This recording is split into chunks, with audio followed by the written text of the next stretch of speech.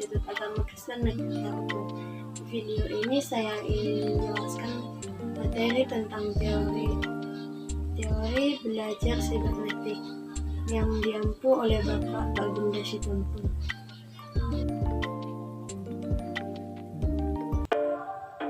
Baiklah, materi pertama yaitu pengertian teori sibernetik.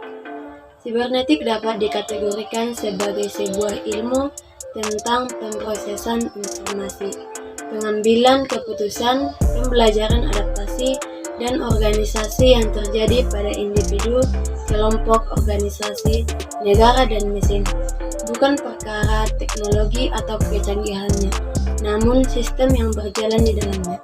Sibernetik digunakan untuk menggambarkan cara bagaimana umpan balik atau feedback dapat memungkinkan kelangsungannya, pengontrol yang didasarkan pada komunikasi atau penyampaian informasi antara sistem dan lingkungan, serta antar sistem.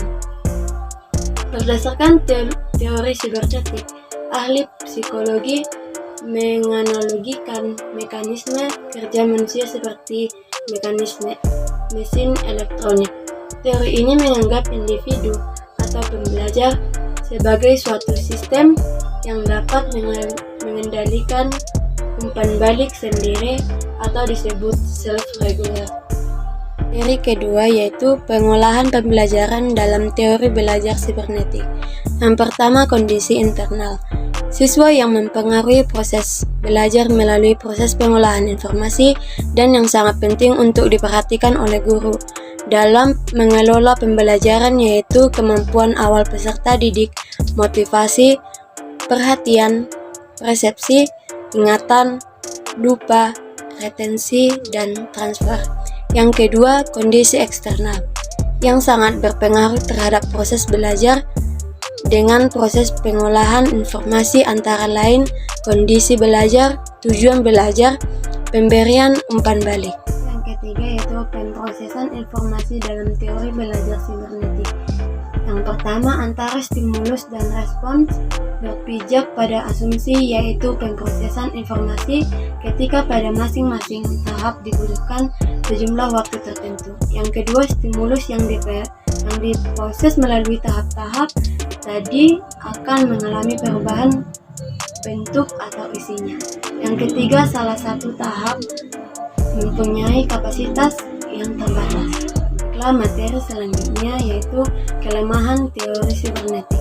Teori sibernetik sebagai teori belajar seringkali dikritik karena lebih menekankan pada sistem informasi yang akan dipelajari.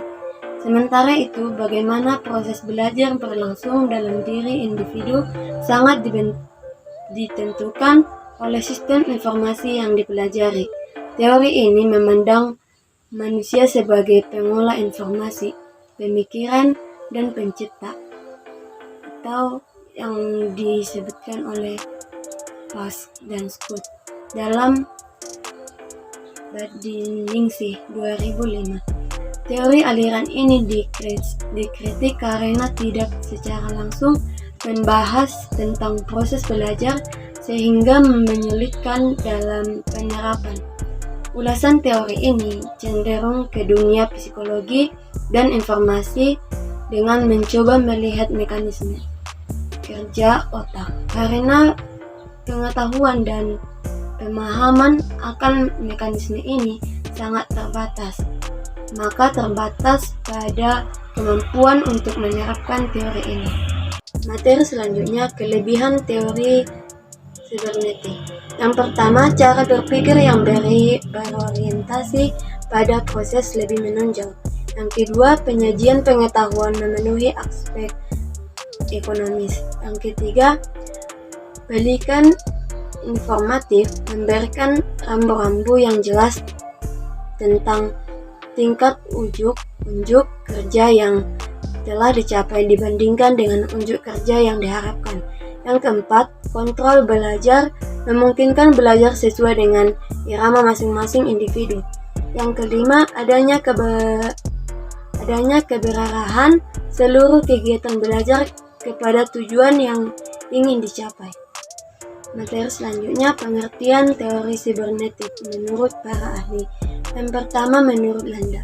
Menurut Landa, ada dua macam proses berpikir, yaitu proses berpikir algoritmik dan proses berpikir heuristik. Yang pertama, proses berpikir algoritmik, yaitu proses berpikir sistematis, tahap demi tahap, linear, konvergen, lurus menuju ke satu target untuk tujuan tertentu. Yang kedua, proses berpikir heuristik, yaitu cara berpikir divergen menuju ke beberapa target tujuan sekaligus, memahami suatu konsep yang memandang arti ganda, dan penafsiran biasanya menuntut seseorang untuk menggunakan cara berpikir heuristik. Yang kedua, menurut Peirce and Scott. Menurut Peirce and Scott, ada dua macam cara berpikir dalam pembelajaran, yaitu cara berpikir surrealis dan menyeluruh. Pendekatan surrealis memiliki kesamaan dengan pendekatan algoritmik.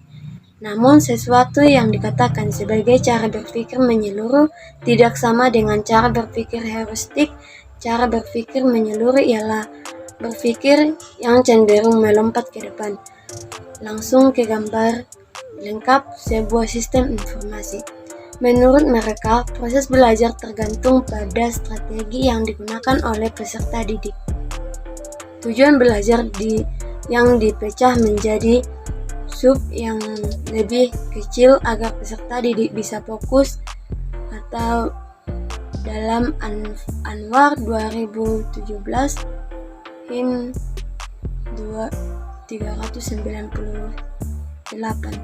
Dengan demikian, secara ringkas dapat dikatakan bahwa teori sibernetik merupakan teori belajar yang menekankan pada penyampaian informasi. Dalam penyampaian informasi, interaksi antar pendidik dan peserta didik hendak diperhatikan agar pemahaman mengenai informasi yang disampaikan dapat diterima, diproses, dan tersimpan dengan baik di memori peserta didik.